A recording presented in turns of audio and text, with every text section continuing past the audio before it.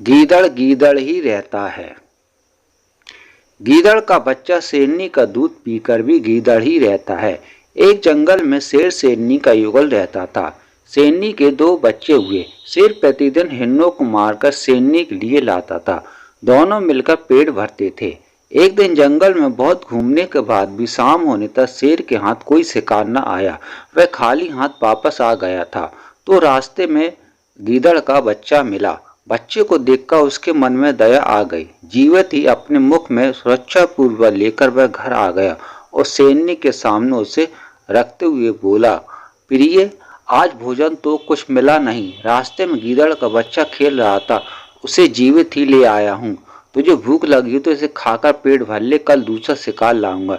शेरनी बोली, प्रिय, जिसे तुमने बालक जानकर नहीं मारा, उसे मारकर मैं कैसे पेट भर सकती हूँ।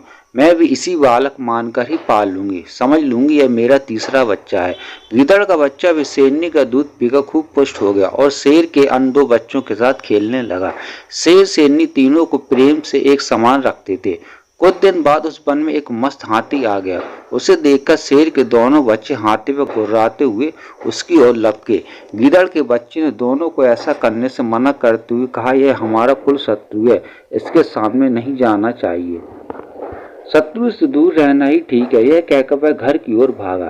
शेर के बच्चे भी निरुत्साहित होकर पीछे लौट आए।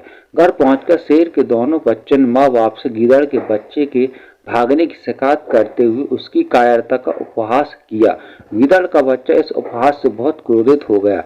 लाल लाल आंखें करके होंठों को फड़ाते हुए वह दोनों को जली कटी सुनाने लगा।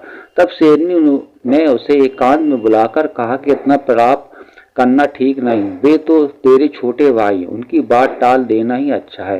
गीदड़ का बच्चा शेरनी के समझाने बुझाने पर और भी भड़क उठा और बोला, मैं बहादुरी में, विद्या में या कौशल में उनमें से किस बात में से कम हूँ जो मेरी हंसी उड़ाते हैं। मैं उन्हें इसका मजा चखाऊंगा, उन्हें मार डालूंगा।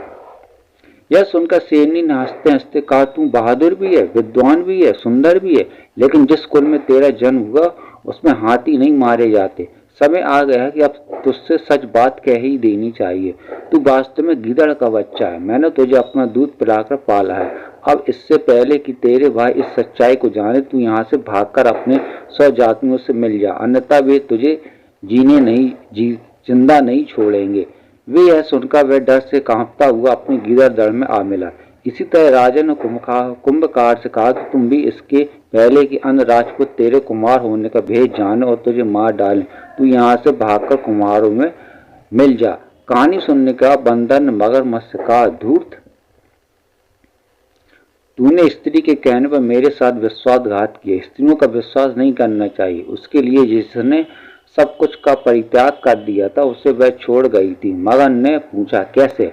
बंदर ने इसकी पुष्टि में लंगड़े और ब्राह्मणी की यह प्रेम कथा सुनाई। अगर आपको स्टोरी पसंद आई हो तो चैनल को लाइक करिए, सब्सक्राइब करिए। Thank you.